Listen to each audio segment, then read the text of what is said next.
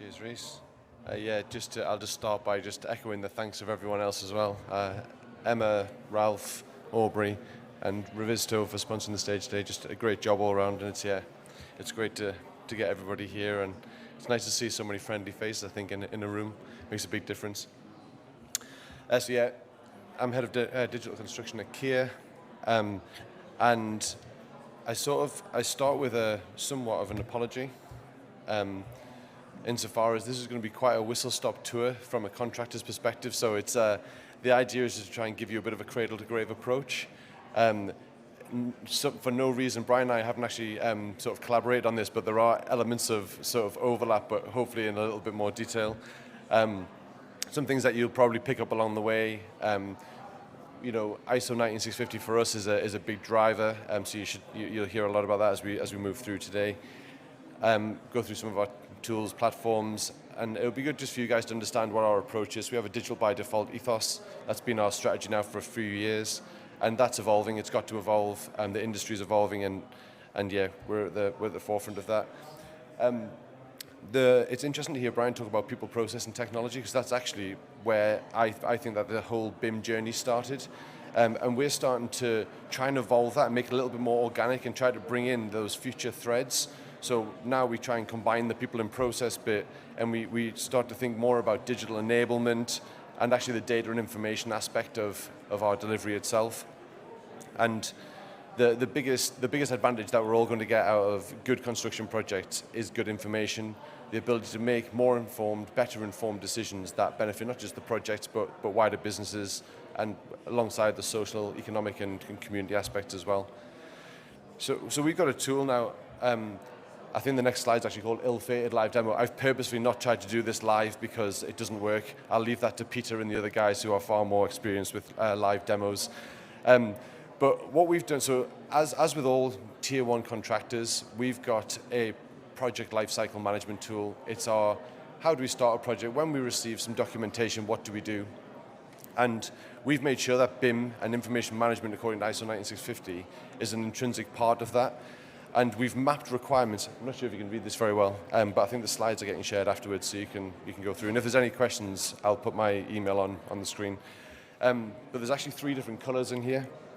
And it's important that we address the different needs, the different accountabilities throughout a process. So everything is in blue is what Kier owns. That's what we're accountable for in terms of responding to a client's requirement and actually the deliverables. And we've then actually overlaid that with ISO 19650. So we've embedded the clauses, applied the process, and then we have our own bit which plugs in the back, which is the digital enablement aspect of a project. And each of these nodes has a different template, and that comes from a place of consistency. Everybody loves to do new things. Isn't it really exciting when you get something new and shiny and you can go and play with it like a new puppy? But actually, what we forget is sometimes it's nice just to go into the bedroom with a 13-year-old Labrador and just lie in the bed and just stroke it and just make sure that everything is okay. And I think, whilst I'm a huge advocate of change, I'm also a huge advocate of driving consistency. And I think that we probably need to do that more as an industry. Yes, we do the good stuff, but let's also have an eye on being consistent. Our approach, not like any other, we have a standard set of tools. We have individual projects. Those projects can vary from a £5 million warehouse to a £400 million prison. It's very, very different information requirements, yet the project deliverable module is actually exactly the same because you still need a set of requirements that you deliver against in a structured and organized way. And what we've done is we've just very simply coordinated those processes to drive what we can learn and what we can actually push into future projects. And I think the biggest driver that we're seeing at the moment is the data side, pushing things, taking that data, anonymizing it, and then comparing it against other data of a similar ilk. And that actually is what drives all the business intelligence that we make. When I come back to strategy, you're never going to be able to read all of this in the 30 seconds it's going to be on screen. But I'd like to just focus on the people bit. Everybody loses sight of how important people, the right people, and it's not just about having technical skill in order to deliver BIM and digital delivery. You actually have to have the right temperament, the right mentality, And personally I value somebody with the right enthusiasm more than somebody with a massive amount of skill who's quite showy about it. I think that if you come and you have the right enthusiasm just to learn, and you want to be in an environment where you can thrive, that's actually a bigger advantage than anything else. We have got kite mark certification, so as you can imagine, as a contractor, we get asked in tenders, how well do you align to ISO 19650? So we've just gone through the recertification process with BSI, where we have all of our projects and they go through our lifecycle management tool, and they essentially pick holes, and they're intentionally there to pick holes because those holes provide gaps for us to address in the future. But this is a really, really important part of the foundations of what we do, and this is actually what drives the consistent approach, because the consistency, when we start to measure it, we measure it against what we get accredited for. Everybody thinks about information as being data, and the immediate jump is to COBie or it's to information requirements. Actually, information can be anything, and we've got a very, very big push on graphical information. Things which are visual, breaks down a language barrier, it makes it look and feel very, very real. Sorry, is that not playing? Oh, there we go. Nobody will be any stranger to sort of the sequencing aspects and the logistics and how we go about planning a building site. But actually, this is invaluable because it's a live and organic representation of how a site will look at tender stage that just evolves as you go into contract and different things happen. And it's a platform whereby we can actually adjust to what we see at a given point in time. We use these with every single client. It's kind of like the early soft landings, I would call it. It's almost before you're in contract. We're showing them exactly what logistics are going to look like, what sort of information we're going to need. And if we don't have any of the 3D information that we might get from the design team, we just go and create it ourselves. We've got very competent people within the team. They will build that information to allow us to tell the story that we want to tell. And that sort of communication, it can stem from that sort of macroscopic, this is a huge big project over a massive area, into just understanding, the movement of vehicles around a site, the mobility of people and the safety of people. The image on the right, or the video on the right that's going through is just a mock-up of what a fire escape is going to look like during construction, during a refurb in a healthcare facility. And this sort of thing is actually really, really important to our clients, because it's the type of information that gives them a little bit of comfort. It's kind of that hug when they're not really sure what's going on. Clients are very, very, I hope there's not too many clients in the room, but clients are quite fickle insofar as they want a lot and they demand a lot, and that's good because that gives us the sort of the weapons to fire with.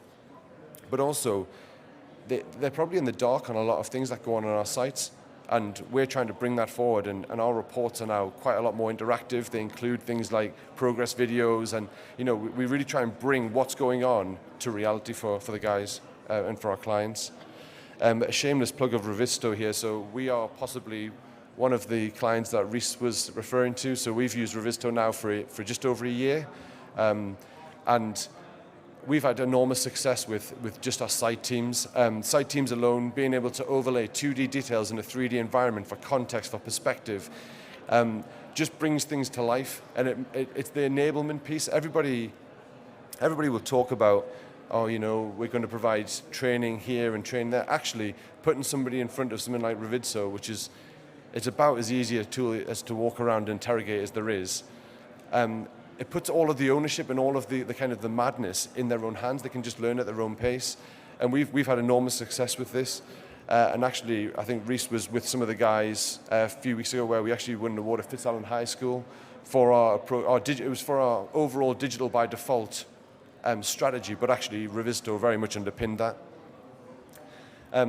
As a head of digital construction, as you can probably imagine, I love seeing all the good stuff that the guys do, but actually what's also important is the reporting and the insights, taking that project data out and letting it inform future decisions. I think we've got, somebody can probably drop under Revisto now, but I think we've got something like 96 projects that have gone live in Revisto in the last year, which is incredible, really. But to have 85,000 issues which have been created against those 96 projects, you sort of think, wow, that's worrying. But it's actually not, because when you get into the detail and then you start to sort of harmonize all of that data and optimize it, you get really good pinch points of, we've got an issue with the way we address contracts, with the ownership of who's doing what. What does the design responsibility matrix look like? Actually, it's not tight enough. We need to tighten that up so that we know what we're getting from our subcontractors, from our architects and so on. So these insights are invaluable for us. And I think, I come from a very, very simple place that what you can see and what goes on site, if it lives and breathes in front of you and you can get all of the information in one place, the ecosystem around that doesn't really matter as long as it's interoperable. And for me, the benefit of overlaying things like point cloud data, but then having guys walking around a site and they can augment reality into the physical space, it's all just really, really valuable. It's all tools, but it's tools for value. We're not just doing it because we think it looks shiny and it looks new, and we think that it's something that people want to see. We're doing it because actually it's adding value to every single project that we work on. And we go through from simple things like clashes right the way through to who owns a problem, how is it being resolved, and again, all of these outputs, we take all of those resolutions, we pull them out, put them into a data platform, and we start to look at, get some real optimized data from all of that information. We don't just use Revisto, of course. We've got a lot of compliance. We've got statutory regulations that we need to comply with. We've created around 3,000 rules within Celebri, which allow us to demonstrate what our compliance looks like. Compliance can be many and varied things. It can be pre-checks of models to make sure that they're named correctly, that they're structured in the right way, through to fire safety, building safety, building regulations. We have a whole host of rules, and again, we run those over every single model, and we drive the outputs. We get to a point where we actually understand where risk sits within the building just by running a set of rules. We optimize the outputs in Power BI because it's a friendly, it's pretty native platform insofar as it accepts the Excel output straight from Celebri. So we have a nice automated process of here's a model, here's some rules, here's some outputs, this is how it looks. And that how it looks, the reporting aspect, is actually customized to the stakeholder. So what a design manager sees is not the same as what a director sees, or a managing director sees, or a site engineer sees. That view is just toggled just by changing the owner or the viewer of the screen, and you get very, very different outputs because people need to know different things. The best example of how well the rules have gone down is we recently handed over HMP 5 Wells, which is a huge prison, and we got 100% complying COBE data, and it was at the first time of asking. Now, anybody who doesn't know how complex that is and how much of a great achievement that is, probably just needs to go and think about how detailed COBE is against a prison project. If you think of all the security, all of the required information, it was a really, really great job by the guys, and we got a nice recommendation, a commendation from Mace on the back of that. And this all slides into, we've got a very, very, whilst we don't, I don't think we've got the broadest tool set and the broadest technology set within the tier 1 space, but I also don't think we need it. I think what we've got is we know what we are, we know what we've got, we know how we use it, and we only apply other platforms and we only apply other tools and softwares when they actually add value. We don't just do it on a whim. And when we start to think now about Building Safety Act, and you think about golden thread and that tie back from a piece of cladding on a building and the designer, the manufacturer, the installer, the competent parties, all of that data is, that's your golden thread of information. And we've got an ecosystem that we think allows us to really drive down and drill down into who does what and owns what when. And that comes back to site progress as well. It's really important for us that we engage in technology again in such a way that clients can get a better feel for what's going on. Now, this is some drone mapping, and this is actually Wellingborough, which is also 5 wells. I'm not sure why I changed the name of them. Now this is lovely, isn't it? It's just a point cloud overlaid in Pix4D, and it looks nice because a client can see month on month that there's progress being made. What you don't see from this is actually in the background there's cut and fill exercises ongoing. We're looking at logistics plans. We're doing volumetric calculations. If we're taking material from one place, where are we moving it to? And all of that optimization just happens on the back of this one view. And this is a monthly occurrence. It takes about a day to just go through and optimize all the different parts. But it's just another way of capturing data. And that starts well before we're even in contract, because we will go and do a drone capture before we get on site, because we need to know what the site looks like, what the undulations are, what the material, everything about it we need to know as best we can. We then overlay that with, once we get to site, we use HoloBuilder. HoloBuilder, a cloud-based platform, 360 imagery, walk around the site, really, really easy to use. Again, our site teams love it because it's just plug and play. We haven't overcomplicated it. You don't have to, it's not a stand, scan, move, scan. It's very much intuitive. Camera on the top of the helmet, walk around, and we can embellish it. So we have a 3D representation of what's been built at a given point in time, but then also we have 2D photos that we then supplement over the top. And the image on screen is just to show how one perspective can change over the course of a month. So on the left, before any steelwork started, we've just got the base plates going in, and then on the right, a month later, we have a steel frame. And we can go back and we can interrogate every single piece of information on a given date, as long as there was a capture undertaken. And that, for us, is a really, really good evidential trail to give us a little bit of comfort that if somebody asks what happened at this point, we can come back. And of course, fire stopping is a really, really big part of that. So we embellish the fire stopping. Yes, we've got a 3D perspective of the room, but we have some focused fire stopping photos, which we embellish again within HoloBuilder. I think that the next step for us is how we then link this to our project management platform, Procore, and then trying to bring it into an even greater ecosystem of visibility in terms of a digital twin.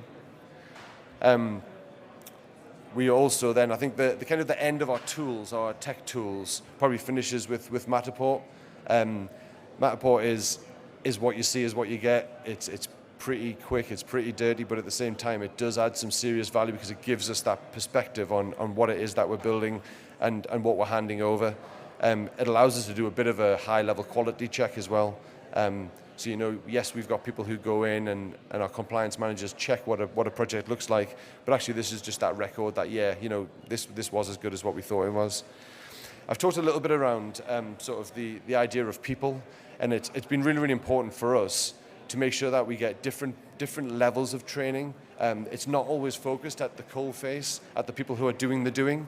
It's actually, transitionally, it's more important to inform and influence leaders than it is to inform the doers, because if a leader has the right mentality, they will then drive the people within the business to do what they want them to do. So we've had 25 of our leaders go through a digital leadership course. We supplement technical training with Operam Academy, who some of you have probably already been through that course through Paul and the team, which is an information management practitioner course. Gets our guys thinking about the way we transition information. We're about to launch on Monday. We actually launch our first data academy. And that, for me, the one thing I'd love to pull from that is we've got guys who are 22 years old, and we've got two guys who are 66 years old, never too old to learn, never too young to learn. Just want to be better at what they do, want to understand more about how data influences what they do. And the maturity piece, we measure. It's very important. It's very easy to do all of this stuff and not really get a perspective. But actually what we're doing is making sure year on year we say, this is where we want to be, this is where we are, and this is how we're going to get there. We have a software catalog. This is another bit of a point and shoot. This is available on an app that we have, so we're launching a Your Kier app. And within that, you can get access to our software catalog. Again, that's about enablement of people on site, finding out what tool have I got for, and it just answers the question for them. And then just really quickly, we've been on a bit of a wild ride probably for the last few years.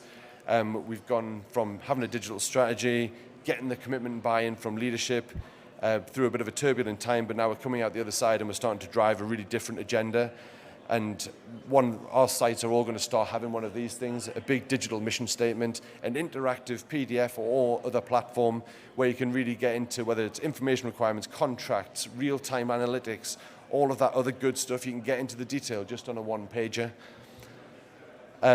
And something that I've just added a bonus slide in at the end here, because we've actually just entered into a contract with a company called Wynomia around MMC and tracking of MMC. And this is very much tied to the whole cradle to grave. This is what does the design look like? What's the manufacturer? What's the progress? Where is it in the world? Now it's on site, is it installed? And actually having that real digital twin that we can then start to interrogate and make informed decisions from. I think, in parting, there's so much still to do. What we're doing is really, really exciting, and I just love to share all of this stuff. So if you've got any questions, please just ask. And apologies, that was a bit whistle stop.